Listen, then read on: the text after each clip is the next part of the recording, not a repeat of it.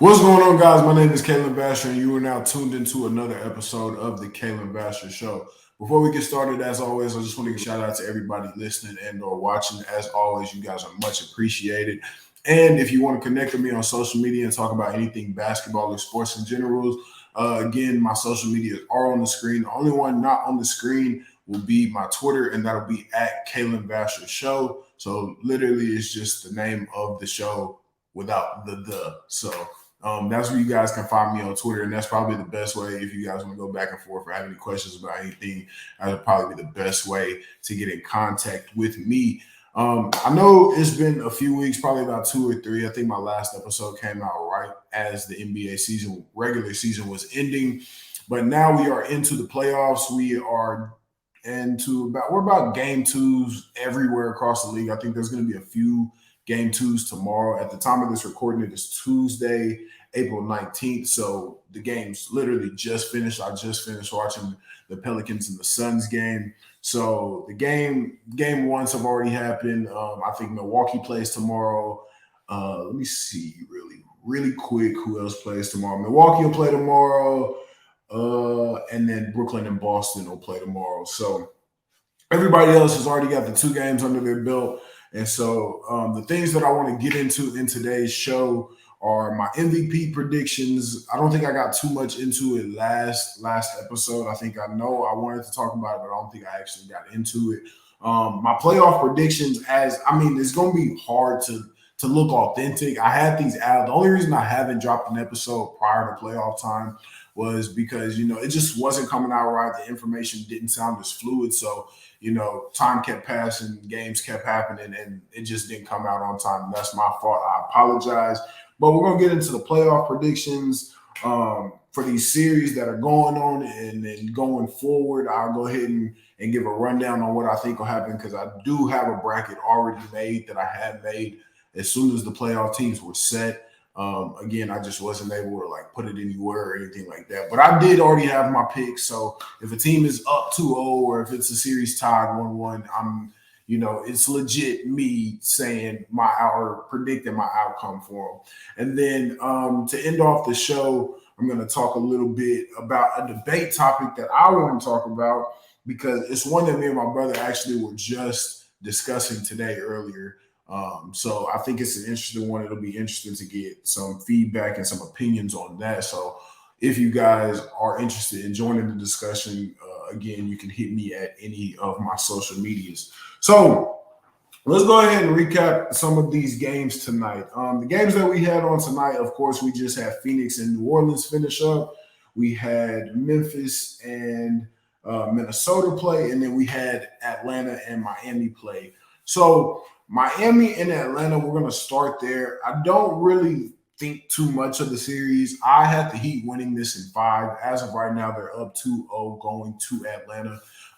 Jimmy Butler was absolutely dominant in tonight's game. 45 points was crazy. He's playing like Bubble Jimmy that led them to the NBA Finals. I don't think they'll get that far, but Duncan Robinson went 8 for 9 in their first game, and then Jimmy Butler playing like this, it's Miami looks super good. So I had them in 5, especially Trae Young struggled in game 1, and I think that it would take some superhuman type of performance, especially with Clint Capella being out. They don't have an elite rim protector anymore. I think they got John Collins back. I'm not 100% sure, but I did hear a report that either he came back tonight or he was going to come back later on in the series. But either way, I just don't think Atlanta has enough to compete with Miami. Miami is literally one of, if not the deepest team in the NBA right now. They're healthy. They're playing good, and they just run the table when it comes to the series with Atlanta. So I got them in 5 games. So I think Atlanta will be able to steal. I think Miami will win game 3. They'll go up 3-0. Atlanta will still 1, and then Miami will close it out whenever they come back home. Then moving on to the Philadelphia and Toronto series. Now, this is a series that, even though Philly is up 2-0, game 3 will tell a lot about where this series goes. I have Philly winning in 6. As of right now, if I had to change my prediction, I would say it would be Philly in 5. But I'm still going to stick with 6, just because going to Toronto is going to be a different beast. Matisse Thybulle doesn't make too much of a difference when it comes to what's going to happen on the basketball floor, as he doesn't put up crazy points. He plays really, really good defense, but nothing like game changing. So, even though he's not going to be available for Philly in the next two games, as he doesn't have his vaccine and he cannot play in Toronto, I don't think it'll be too much of a difference. But what I do think is important is the play of Tyrese Maxey. I think through the first two games, we've gotten a dose of what we're going to get from James Harden or what we're going to get from Joel Embiid. And so for me, it's the role players. Danny Green hit a lot of good shots in this past game. I watched the game yesterday. He hit a lot of good shots. He even had a dunk, which we haven't seen Danny Green do in some years. You got guys like Georges Niang who's going to come in and give you some valuable minutes. So you got guys that are capable of playing good basketball while Harden is out or Embiid is getting a breather. You got guys that can step up. But for me, the main difference maker is going to be Tyrese Maxey. And I'm going to go a little bit harder on Tyrese Maxey just because he's a Dallas kid and I've gotten a chance to watch him grow and play over the past few years just from him being in the area. So for him to drop 38 in the first game, I think was big. It was huge for his confidence, not only for just the rest of the series, but the playoffs as well, because even though we've been able to see him and know that he can play on this level and play on this stage, I think whenever you're able to do it in the playoffs when games are nationally televised, everybody's tuned in. Everybody wants to see who's going to do what at these times. When you're able to play and put up the numbers that he's been doing efficiently or as efficient as he's been doing it as well, I think that's a huge confidence booster. And I think that he's going to be the main difference maker. It's going to come down. Like I said, you know what you're going to get out of Joel. You know you're going to either get 25 to 30 to 35. It's hard to put a cap on Joel. He's definitely giving you at least 25, but anywhere after is kind of the question mark for me. He averaged 30 this season, but in the playoffs, things start to get a little tighter. Teams start to run more sets. Buckets start to get harder to come by. So I think that it'll be tough for him to throw up 35 and 30 point per games or 30 points. But with him getting to the free throw line like he has, it's also very possible. James Harden, it's confusing about what we're getting out of James Harden because the fan in me wants a James Harden that we've seen the past few years in Brooklyn and that we see, especially who we saw in Houston. But I think James Harden has finally figured it out team-wise. He knows that he wants a ring, and I think he's really starting to figure out what it's going to take for him to get a ring. So I think we won't see any, unless Joel Embiid is having a complete off night, excuse me, I don't think that we'll see any like 40 or 50 point games from James Harden. Not to say he's not capable of doing it or anything, but I just don't think that I think he realizes he doesn't need to do that. He knows that he's more than capable of going and putting out 12 to 15 assists a game, as well as getting his slight 20 to 25 and being okay with that, which is crazy. And that just shows you the level of excellence that we hold players like James Harden and players of his caliber to, when we're saying that games of like 20 and 15 or 25 and 12 are like off games or like, quiet games for him.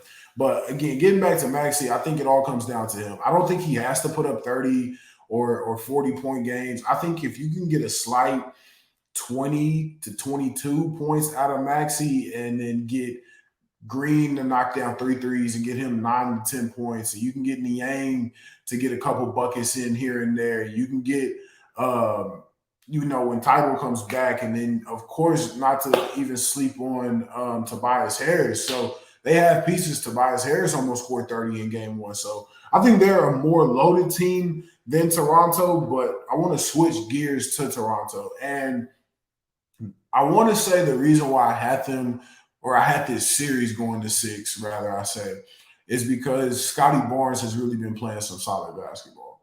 But now that Scotty Barnes is out with his ankle injury, that changes the whole dynamic of the series. Now you don't have somebody who can defend 1 through 4, 1 through 5, or whatever. You don't have somebody who can go and get a bucket. And not to say that they don't have guys that can do that, but you take away one of your main pieces that you've had all season. To me, I don't really like Pascal Siakam's game. I don't have anything against Pascal Siakam. I'm sure he's a great dude, great person. But for me, his game, I don't want to get disrespectful, but Pascal Siakam has a very basic game from a fan's perspective. Of course, there must be something that I don't see and that coaches don't see, and little jittery movements that he does. But for me, as a fan, just sitting and watching on TV, his game doesn't do it for me. So then that puts a lot more pressure on guys like OG Anunoby and Fred Van Vliet to come up. And again, like I just think Siakam's game is very basic. It's just a lot of getting to the lane, do that spin move, and then try for a post hook or a layup. And to me, from the outside looking in, it looks very easy to stop. Obviously, there must be something that I don't see because he still gets his and he gets his buckets, even though sitting at home, I know what's coming. There must be something different. So for me, Toronto's whole series now comes down to what are you going to get from guys like OG Anunoby, Malachi Flynn, Pascal Siakam, because even Fred Van Vliet, he kind of sold the game yesterday. He started off really hot, and then he got more quiet, and he couldn't buy a bucket, especially in the second quarter. So I know they came out hot in game two. They played with a lot of fire, especially in that first quarter. It got chippy. Um, Precious Achua gave some great minutes for Toronto. But as of right now, I still want to say that this series goes six. I want to say that Toronto um, nuts up and they get 2 wins. I don't know if it'll be tomorrow or whenever they play. I don't know if it'll be them catching these next two while they're in Toronto and then losing the next two. I don't know if they win one here, lose the other one, and then go to Philly and steal one. I don't know what the situation is. I just think that Toronto is capable of getting to 6 games. Will they do that? I don't know, but that's where I had the series pegged when we started. Moving on to the Milwaukee and Chicago game or series, I didn't really pay too much attention to this series just because I know Chicago isn't at full strength. And the only reason I say they aren't at full strength is because of one player, and that's Lonzo Ball. I think this would be a completely different series. I think that the Bulls would have a legitimate shot to win. And I don't want to say that they're going to get swept or they're going to get gentlemen swept, but I had this going 5. If Lonzo was here, I probably would have had this series going 6 or 7. Just because Lonzo is another shot maker. He's a good defender. He's a playmaker. And for me, as a former basketball player, there's just certain guys that when you have them on the floor, they make the game feel easier. And I feel like Lonzo Ball is one of those guys. And I feel like that's why guys like playing with people like LeBron and KD and Kyrie and Steph or whatever the case may be, is because when you're on the floor with them, they just make the game more fluid. They make it easier. You run the floor, you know you're going to get the ball. They're going to put the ball, or they're going to put you in positions to be successful. So without Lonzo on the floor, I think it's just that much harder. And again, I'm not even talking about the defensive side. So I just think that for Chicago, they drew the tough end of the stick. I still think that they can steal 1 to 2 games just off of the star power of Zach LaVine and DeMar DeRozan. I know that DeMar didn't play that hot in game 1, but I fully expect him to bounce back in game 2, and it'll definitely be a closer game. But at the end of the day, the Bucks are still the Bucks. They're defending champs. Put some respect on their name. You have Giannis, you have Drew Holiday, Chris Middleton, on and on and on. So again, I'm not going to get too deep into this series just because I think it's kind of well defined that Milwaukee's going to run away with it at some point or another. And so I have Milwaukee in 5 as of right now, going into game 2 tomorrow. And now the last matchup that we have in the Eastern Conference is the series that everybody is paying attention to.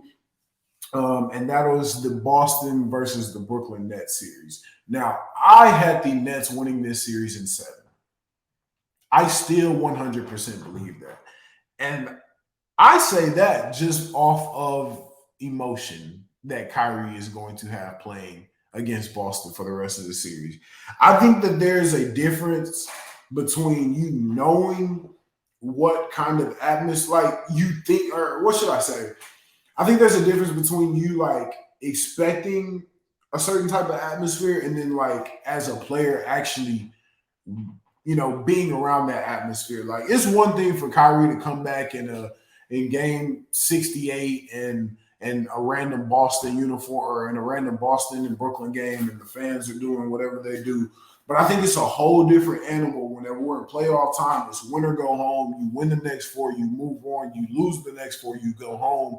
So I think that the Boston fans showed Kyrie. I honestly don't think they'll be able to keep it up the whole series because I've seen plentiful of times where teams have rivals, and the first two games are the most intense, and then of course if there's a game seven, it gets pretty intense. So I don't think that the fans will keep it up the entire time, but I do think that Kyrie will play like he did in game one for the rest of the series. Now, does that mean we're going to get 40-point bombs from Kyrie every night? No.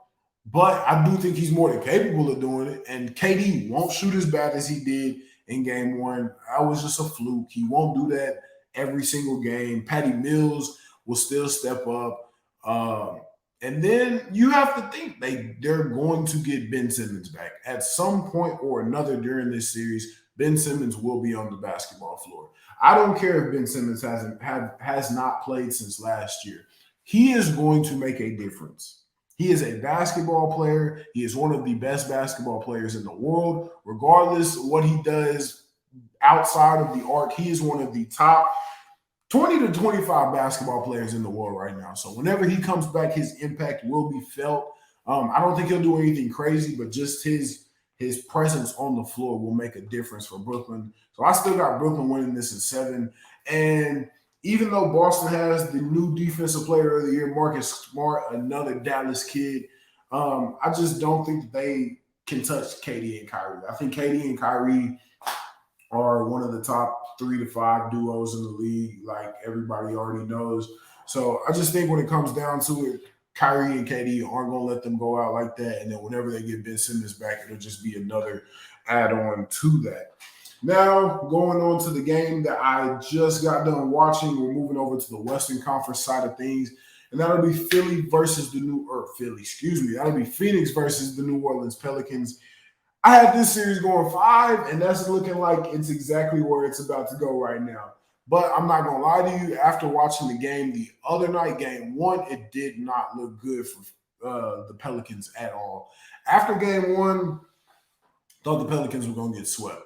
Matter of fact, I didn't even watch the game tonight until the fourth quarter, just because, from my understanding, Devin Booker had 31 in the first half, and the score wasn't looking too high for him. So I'm like, I'm not going to waste my time watching them get blown out, and this is going to be a sweep. And then come to find out, Devin Booker has a strained hamstring. It's going to be interesting to see how that goes for the rest of the series. But the Pelicans pulled it out tonight. I don't know how they did it. Don't want to make any assumptions, but Chris Paul was going up against a ref that he's now 0-14 in his last 14 games with. I can't remember the ref's name. So, I thought that the Suns, regardless of whatever they had going on, I thought they were going to be able to pull this one out tonight. But the Pelicans did surprise me. And the only reason I say they surprised me is just because of what happened in game 1. Again, I had this series going 5. And quite honestly, I thought the Pelicans, if they were going to win a game, it would have had to be in game 1. I feel like if you would have came out in game 1 flat like they did and got ran out the gym like they did, then the series was over. So I thought that the Pelicans, coming off of the play-in wins and all the emotions that they had, and the Suns being off since the regular season had ended, I thought that the Pelicans would have had extra motivation and they would have been more energized and came in and actually stole game 1, and then that would have been a wake-up call for the Suns. Fast forward to tonight, they steal game 2. Now we go to New Orleans, where I think that the Suns are like, okay, pump the brakes. Everybody, let's slow down. Let's get back to playing how we are. But again, it's going to be interesting to see what happens with Devin Booker in that series. I hope he's healthy because I really want to see that clash in the conference finals between the Suns and the Warriors. Getting on to the second series out of the Western Conference, we got the 4-seeded Dallas Mavericks versus the Utah Jazz. Had this series going 6 to Utah just because I thought Utah was going to be able to pull out the first 2 here in Dallas, because of the absence of Luka. But now we don't know when Luka's coming back. I hope he comes back soon because as a basketball fan, I just want to see all the best players on the court at the right time. But as of right now, I don't think he's scheduled to play on Thursday. I'm not sure. We'll have to see. But they're going back to Utah. Donovan Mitchell hasn't played fantastic in these first two games, but I think at home Utah is a different beast, which is why I had them in 6.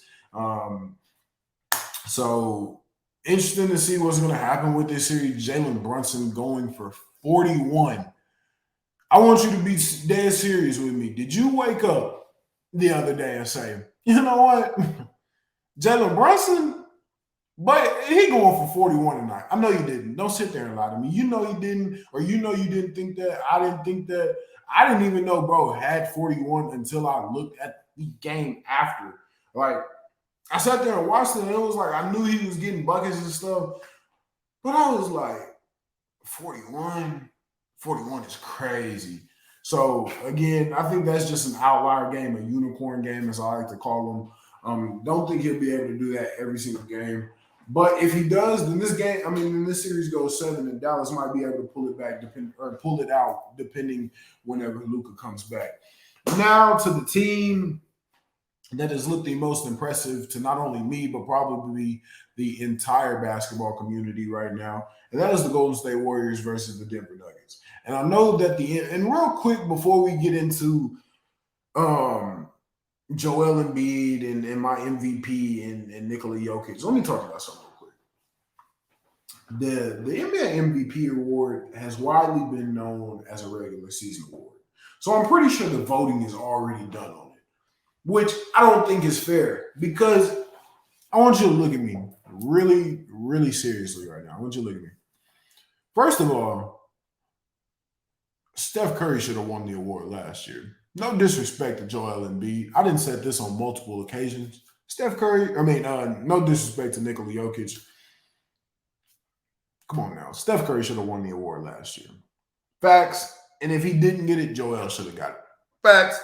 I don't care what stats y'all pull up and how efficient Jokic is. Those two were the most valuable to their teams last year. So now, I was going to go into a whole segment about this, but I think this is the perfect time just to talk about it, because at this point, it's just a 2-horse race between Joel and Nikola Jokic for MVP. Let me tell you something. Joel Embiid is the MVP. Point blank, period. I don't care if they give it to Jokic again. Jokic, one of the best players that we've seen in a while. He's one of the most efficient. I think this year he was the first player in NBA history to do what? It was like 2,000 points and like 1,500 rebounds or 1,000 rebounds, whatever. Crazy numbers, right? But the most dominant player in the game right now and the best player this season, Joel Embiid. And if it wasn't Joel Embiid, Joel Embiid. And if it wasn't Joel Embiid, it was LeBron James. Nobody wants to say it because the Lakers were so bad. But at age 37, I'm not going to turn this into a LeBron thing because, like I said, it's between Embiid and Jokic. But no one's going to talk about it. No one's going to say anything because the record was so bad. But if this award was literally just who is the best player this season and the most valuable for their team, again, record is going to show it wasn't LeBron, but the best player on the floor, regardless of what the outcome of the game was, anytime the Lakers stepped on the floor against anybody, it was LeBron James. Facts. No one is gonna say it. And again, I had a whole episode prepared to go in on everybody on why we're not talking about LeBron being MVP. That's another story for another day. Again, no one's gonna say it, but if it's not Joel Embiid, to me, it should have been LeBron James. Point blank, period. Let's move on. So now that I went on that little tangent, the Golden State Warriors are going to run this. They might sweep these boys. I had the Warriors in 5 just because I knew Steph was coming back. Jordan Poole's been playing great. Klay Thompson's there. Andrew Wiggins, Draymond Green. I knew the Warriors were loaded. Knew they were stacked. Gary Payton. And, they got players. So I knew that the Warriors were going to run this. But at this point, if I'm Memphis and Minnesota, I do not want to see Golden State. And that sucks because as a competitor, you're going to have to face them and you're not going to back down. But also, I'm gonna take it from my point of view. I'm playing in high school. I'm playing at a good school, but we're not top of the line. So when we get into the playoffs and we're in the second round against Duncanville, coach can say whatever he want to say in the locker room. But coach, me and my teammates, we know that's Duncanville. They got pros. They got D1. And to me, that's how Memphis and Minnesota should be looking at Golden State right now. We're pros. We know we're a pretty good team. We had a really good season, if I'm saying this from a Memphis standpoint. But that's Golden State over there. That's two-time MVP, one-time unanimous Steph Curry over there. That's Jordan Poole, who has put up 30 and 29 in his first two games. That's Draymond, who's passing the hell out of the ball. That's Klay Thompson, who's knocking down everything in sight. I don't care what you say. That's Golden State, and Golden State is looking like the best team in the NBA right now. They're looking like nobody can touch them right now. So it's a no-brainer to me. I think they go to Denver and wrap this up quick, get them a little bit of rest before they have to take on Memphis as we get into the last playoff series in the Western Conference. Again, I think Memphis pulls this one out, but I did have this series going 6. And the only reason I had it going 6 was because a couple of weeks ago, or about a week and a half ago, right before the play-in started, I was having a conversation with some of my guys at the gym. We was talking about the play-in game. And we were talking, and it just so happened that the Timberwolves were playing the Clippers this night. And they was like, who y'all think gonna win? Everybody in the room talking about it's gonna be the Clippers. It come to my turn, I said, no, Minnesota got it. Kid y'all not. Everybody in the room laughed, and they looked at me crazy, and they called me crazy. But one thing that I think I understand more so than a lot of people when it comes to sports in general is I'm pretty good at predicting the upset. So when I look at things and I just look at how Minnesota was set up at the time, Karl Anthony Towns, although he played terribly, fouled out, did whatever in the play-in game, you look at a team that's got young guys that are hungry. And then you look at the Clippers, who don't even have their best player on the floor. You got Paul George. He's no scrub, but he ain't got Kawhi Leonard. So if I look at guys that's hungry, Ant, we know what Ant gonna do. You look at Karl Anthony Towns, 3-point shootout champ. And when he got that chip on his shoulder, like I said, I'm a Lakers fan. So I watched what he did to us this year. I watched that chip he played with when he played against Anthony Davis. So I know he got that dog in him. Pat Bev, you know what you're gonna get out of Pat Bev. Malik Beasley. Yeah, it's Malik Beasley. Malik Beasley. D'Angelo Russell. Them guys, regardless of how young y'all think they are, or of how inexperienced those guys are, when it comes to a do or die situation and you a young guy and because I look at it like they had nothing to lose. They lose the play-in game there and they go on to lose to New Orleans. Who says anything? They're young. They're coming back stronger than next year. But also, when you're playing a team that has nothing to lose, it's the most dangerous team that you could ever face. So I feel like they could even pull the series out. Now, I already said that I think Memphis is going to pull it out in 6, but I wouldn't be surprised if it goes 7 or even if they win it in 6, just because Memphis is back against the wall. You've had a great season all year long. Ja's in the conversation for most improved. Hell, he was in the conversation for MVP for 3/4 of the season. So when you have a season that good, you have the second best record in the league, your back is against the wall because now teams want to know, not even just teams, but now people in the NBA realm, in the basketball realm as a whole, they want to know, are you for real? They want to know, can you back up all that dancing, all that post-game, yada, yada, y'all did during the season? They want to know if y'all can back that up in the playoffs. Meanwhile, like I said with Minnesota, they have nothing to prove. They have nothing to lose, nothing to lose. All they can do is go out and play their hardest and pull off an upset and then get to the second round. So, Again, I got Memphis in 6, but be very aware when I say this. April 9th, or it's now April 20th, because it's now 12 in the morning.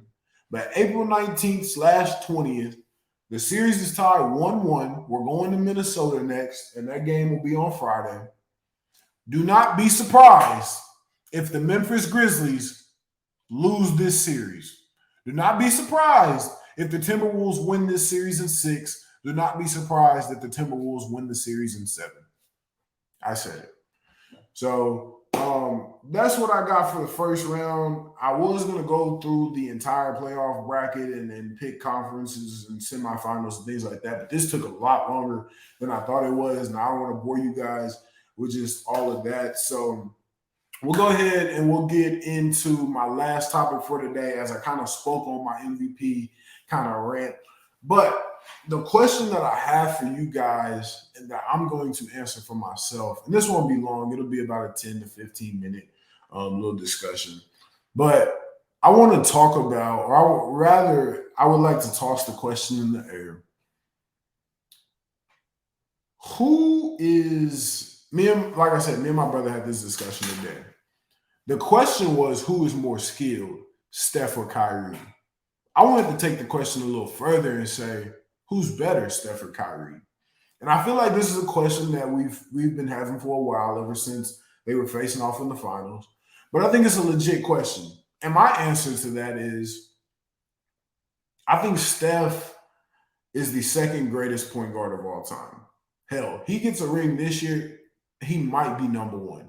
And the only reason I say that is because, to me personally, any player from today's generation, I won't say any player, but majority of your top 10 to 15 players in this generation are dogging the guys in the 80s and 90s top 5 to 10 players. That's just a fact. Players get better over time. I won't even be surprised by the time I'm 30, 35, the players that come into the league in the next 5 to 10 years, we're saying they're better than the guys in the early 2000s and 2010s. It's just a circle of life. It's just the way it is. Teams get better. Players get better. They get more skilled over the years. It's just a fact. I want you old heads to let it go, and that's why LeBron is the greatest of all time over Jordan.